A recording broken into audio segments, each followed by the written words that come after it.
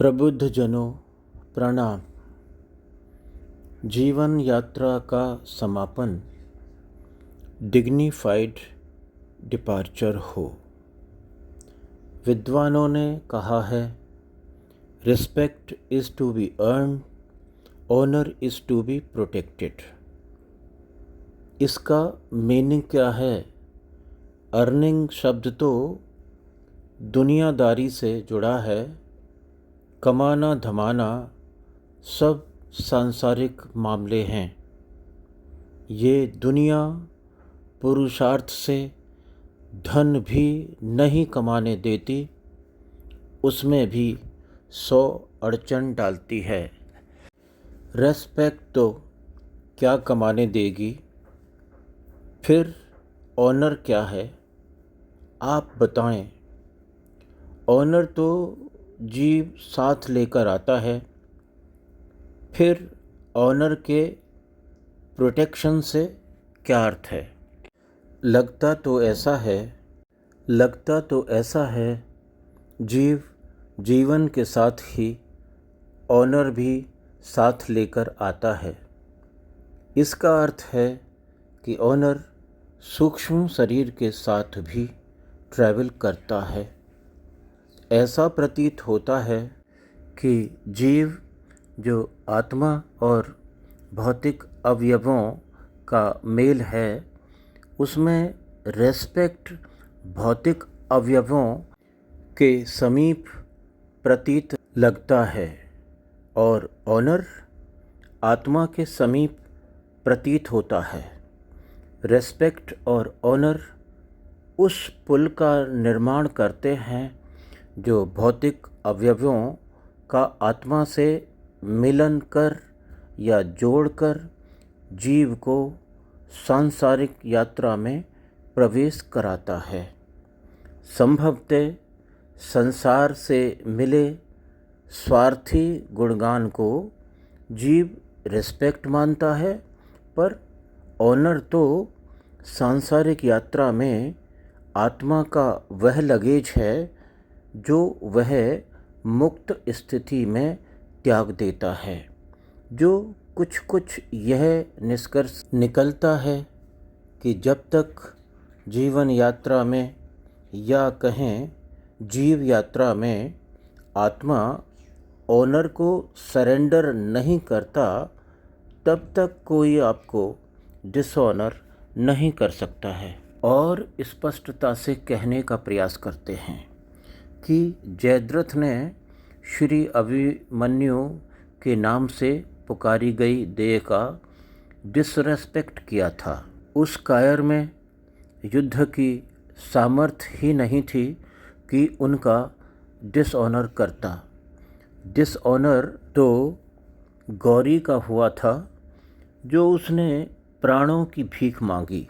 श्री पृथ्वीराज चौहान ने शत्रु के समक्ष कभी प्राणों की भीख नहीं मांगी, बल्कि उस जीर्ण शीर्ण देह से शत्रु वध कर परमवीर कहलाए। आज भी भारत के इतिहास में वीरता के प्रतीक हैं। जब तक आप सरेंडर नहीं करते, कोई आपका डिसऑनर नहीं कर सकता। यह संसार कायरों से भरा पड़ा है। एक लीक पर चलते हुए टेस्ट ट्यूब बेबी जैसे ट्विंस, एक जैसी फ्रेंच कट, एक जैसी आशाएं अभिलाषाएं लिए सियार जैसे लगते हैं। कहते हैं, सियार जहाँ से आवाज़ लगाता है, तुरंत अगली आवाज़ दूसरी जगह से लगाता है। ऐसा सिंह नहीं करता। किसी की कही ये तुकबंदी संभवतः यही कहती है, लीक लीक कायर चलें, लीक ही चलें कपूत, लीक छोड़ तीनों चलें, शायर सिंह सपूत। इन कायरों का देह त्याग भी एक जैसा है। बाद की गतिविधियां भी पाखंडियों की एक जैसी हैं। श्वेत वस्त्र पहनकर आ जाते हैं उपहास करने। कानों में बेशर्मी छिपाने को फोन लगाए झूठे व्यस्त दिखते पाखंडी। जिसका डिपार्चर ऐसी स्थिति में हो वह इन फ्रेंच कटियों का एक साथी होता है। जो डिपार्चर जितना एकाकी और अज्ञात होगा उतना ही डिग्निफाइड होगा।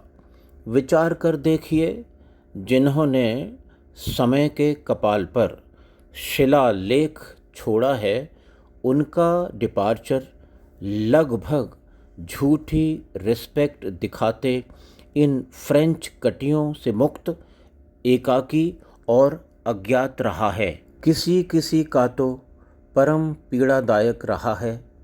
जिस क्राइस्ट को महान अपमान और पीड़ा देकर विदा किया, आज लगभग 250 करोड़ लोग उन्हें ही पूजते हैं। भगवान श्री राम, भगवान श्री कृष्ण, श्री गौतम बुद्ध का प्रस्थान कितना एकाकी और गोपनीय जैसा है।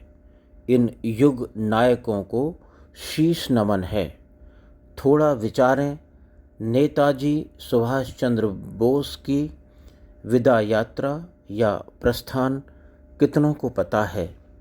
कुछ तो कहते हैं उनकी यात्रा का समापन सरयू नदी के किनारे नितांत एकाकी था। वहाँ पाखंडी श्वेत वस्त्रधारी कोई फ्रेंच कटिया नहीं था। और भी अनेक हैं जिन्होंने एकाकी और गोपनीय डिपार्चर चुना। जैसे अलेक्जेंडर पोप ने लिखा, and not a stone tell where I lie. ये है डिग्निफाइड डिपार्चर। और आज की ये फ्रेंच कटिए जमात देह त्याग के बाद भी भूमि कब जाती है, ये पाखंडी नरक के गामी हैं। 23 मार्च 1931 को कायर अंग्रेज़ों के द्वारा श्री राजगुरु, श्री सुखदेव और श्री भगत सिंह जी को समय पूर्व फांसी पर लटका दिया गया था। कितनी एकाकी विदा यात्रा है इन महान शूरवीरों की। इन्हें समय शीश झुकाता रहेगा। लगभग एक जैसे श्वेत वस्त्रधारी फ्रेंच कटियों से भगवान बचाए। ये विदा यात्रा या शोक यात्रा में उत्सव धर्मी या उपहास धर्मी विचार लेकर सम्मिलित होते हैं। ये दुनिया तो एक भीड़ है। भीड़ में विवेक नहीं होता, अतः भीड़ से दूरी श्रेष्ठ है। डिग्निफाइड डिपार्चर भीड़ मुक्त होगा, एकाकी होगा, अज्ञात होगा।